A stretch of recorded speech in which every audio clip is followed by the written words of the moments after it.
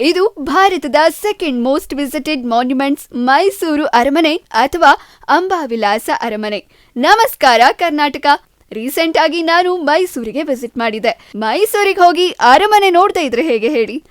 ಶ್ರೀಮನ್ ಮಹಾರಾಜ ನಾಲ್ವಡಿ ಕೃಷ್ಣರಾಜ ಒಡೆಯರವರ ಕಾಲದಲ್ಲಿ ನಿರ್ಮಾಣವಾದ ಈ ಭವ್ಯ ಅರಮನೆಯು 1897ರಲ್ಲಿ ಆಕಸ್ಮಿಕ ಬೆಂಕಿಯ ಅನಾಹುತದಿಂದ ನಶಿಸಿದ ಹಳೆಯ ಮರದ ಅರಮನೆಯ ಸ್ಥಳದಲ್ಲಿ ನಿರ್ಮಾಣಗೊಂಡಿದೆ.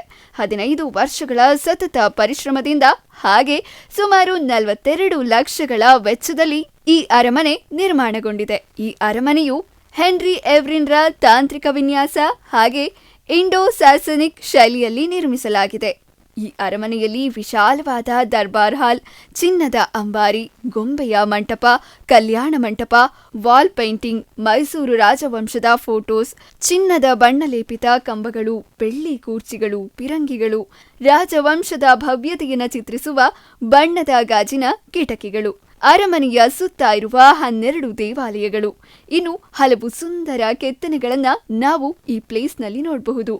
ಎಷ್ಟು ಸರಿ ನೋಡಿದ್ರೂ ಮತ್ತೆ ಮತ್ತೆ ನೋಡ್ಬೇಕು ಅನ್ಸೋ ಈ ಪ್ಲೇಸ್ಗೆ ನೀವು ಕೂಡ ಮೈಸೂರು ಕಡೆ ಬಂದಾಗ ತಪ್ಪದೆ ವಿಸಿಟ್ ಮಾಡಿ. ಇದೇ ತರದ ಇನ್ಫಾರ್ಮೇಟಿವ್ ವಿಡಿಯೋಸ್ಗಳಿಗಾಗಿ ನಮ್ಮ ಪೇಜ್ ಫಾಲೋ ಮಾಡೋದನ್ನ ಮರಿಬೇಡಿ.